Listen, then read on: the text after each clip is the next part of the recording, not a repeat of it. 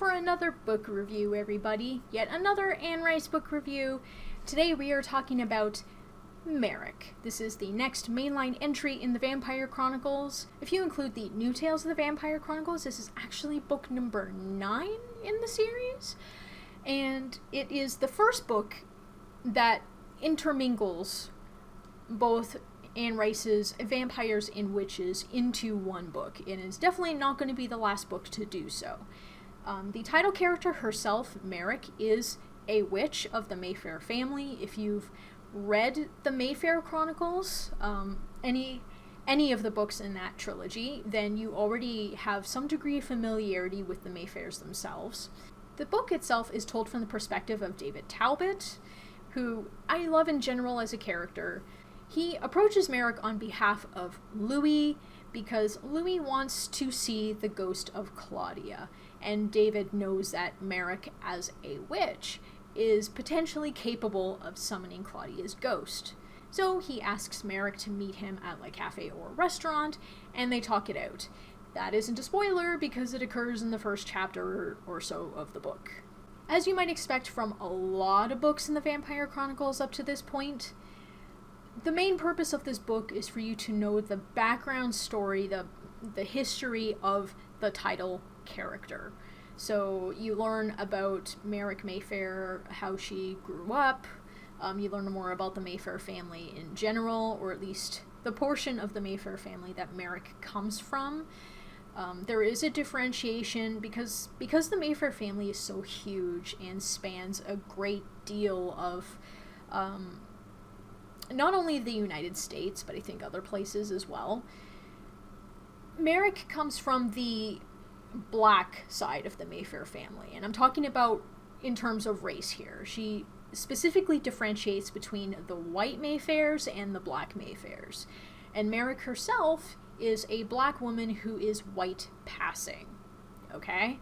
So much of this book is David Talbot, who's had a lot of experience in Merrick's presence and dealing with all sorts of stuff involving her. It is told from his perspective of, when he first met her, all the way up to the present time the book takes place in. And it's a decent book. I kind of expected the bit of a slowness because from the beginning you're told what the premise of the book is, and then for a large chunk of it, over half of the rest of the book, all you're doing is learning about her backstory. Which portions of it do connect to what occurs at the end of the book. But by the same token, it kind of feels a little bit dragged out because you learn about the premise at the beginning, the end portion, when you get to it, okay, that's great. I love how the ending of the book was. But the early to middle of the book did kind of drag on a little bit. And then there was one problem I had in which... Okay, so for those who have read the book up to this point, you know about how David Talbot turned out. You know the current state he's in. You know he's a vampire. I'm not going to specify how he is, in case you're one of those people who hasn't read those books yet, in which case you better go back and read the series to find out, or do some research if you don't give a damn about spoilers. But because he's talking about when he knew her back when he was mortal and stuff like that, there are a lot of very uncomfortable moments in the book where he's talking about her, he's describing her physically.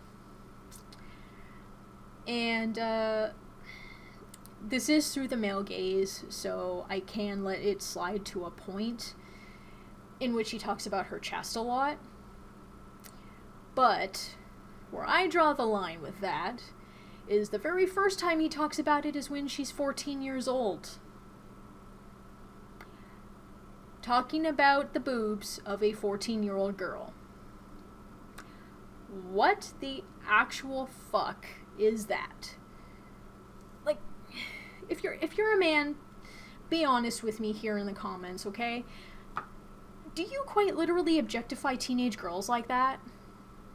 'Cause, he was an older man at that point. He was like 50s or 60s. When she was an adult at the time, the present time the book takes place in, he was like in his 70s and whatnot. And it's just like, he's an older man objectifying the body of a young girl.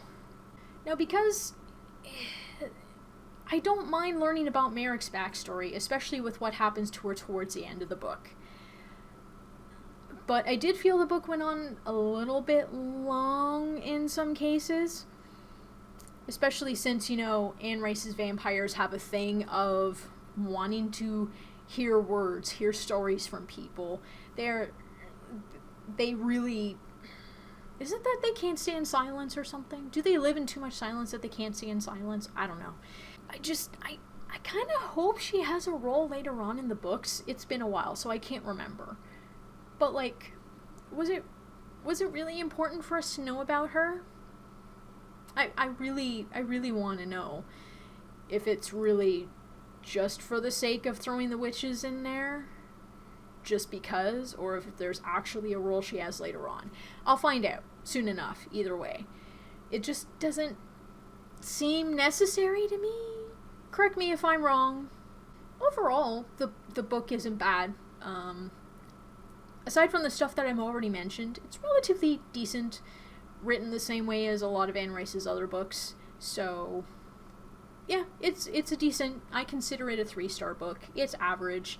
It's not really spectacular, but if you're just looking for more in the case of Anne Rice's Vampire Chronicles, it's a decent book to pick up and read. Especially if you read the Mayfair Chronicles or the Mayfair trilogy. This would give you, if you're looking for more of that, not in the same manner, mind you, but if you're looking to learn more about the Mayfair witches as a family and about Merrick Mayfair herself, it's a good book for that. I think it might be more just for the sake of people who like that rather than the Vampire Chronicles, but I'll find out. So, what do you think of Merrick by Anne Rice? Have you read it? What do you think of it? Just please be respectful in the comments below, and I will talk to you later. Bye!